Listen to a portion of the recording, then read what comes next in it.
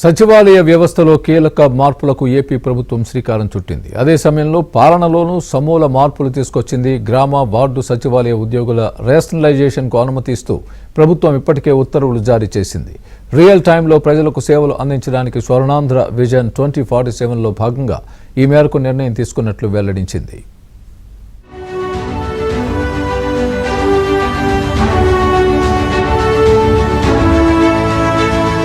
YCP ప్రభుత్వ హయాంలో ఏర్పాటైన గ్రామ వార్డు సచివాలయ వ్యవస్థ అశాస్త్రీయంగా ఉన్నట్లు కూటమి ప్రభుత్వం గుర్తించింది. దీన్ని సరిచేయకపోతే మరిన్ని ఇబ్బందులు వస్తాయని భావించింది. 2019లో వైసీపీ ప్రభుత్వం అధికారంలోకి రాగానే ఈ వ్యవస్థను ఏర్పాటు చేసింది. సరైన అధ్యయనం చేయకుండానే హడావిడిగా ఉద్యోగ నియామకాలు చేపట్టి గొప్పగా ప్రచారం చేసుకుంది.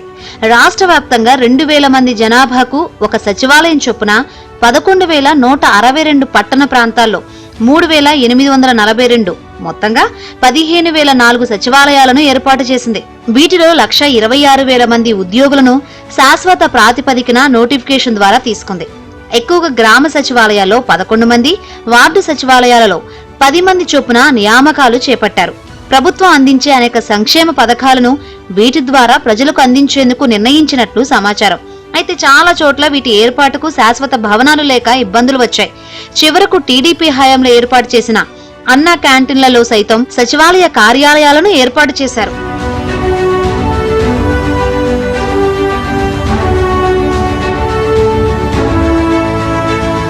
గ్రామ వార్డు సచివాలయ వ్యవస్థలో ఉన్న లోపాలను కూటమి పార్టీలు ప్రతిపక్షంలో ఉన్నప్పుడే విమర్శించాయి.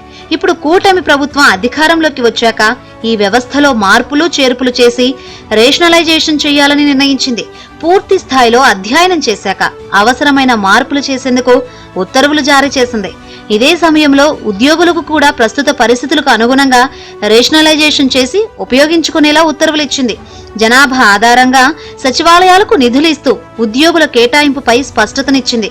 2,500 జనాభా 2,501 నుంచి 3,500, 3,500కు పైగా జనాభా ప్రాతిపదికన సచివాలయాలను ఏబిసి కేటగిరీలుగా విభజించారు.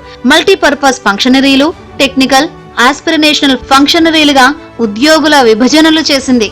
స్వర్ణాంధ్ర విజన్ 2047లో భాగంగా ఈ మార్పులు చేసినట్లు పేర్కొంది.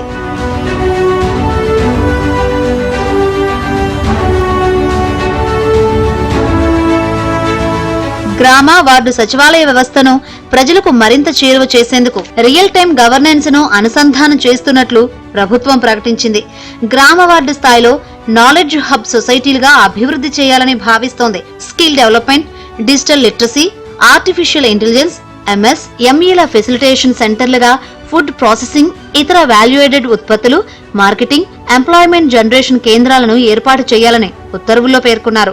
గ్రామ వార్డు సచివాలయాల్లో చేరిన ఉద్యోగులు సాంకేతికంగా చదువుతో పాటు మంచి పట్టు ఉన్నవారు ఉండడంతో వారి సేవలను కూడా వినియోగించుకోవాలని ప్రభుత్వం భావిస్తోంది. ప్రస్తుతం 540కి పైగా వివిధ రకాల పౌర సేవలను అందిస్తున్న సచివాలయ వ్యవస్థను అదనంగా సాంకేతిక, వినియోగ, అభివృద్ధి కేంద్రాలుగా చేయాలని ప్రభుత్వం భావిస్తోంది.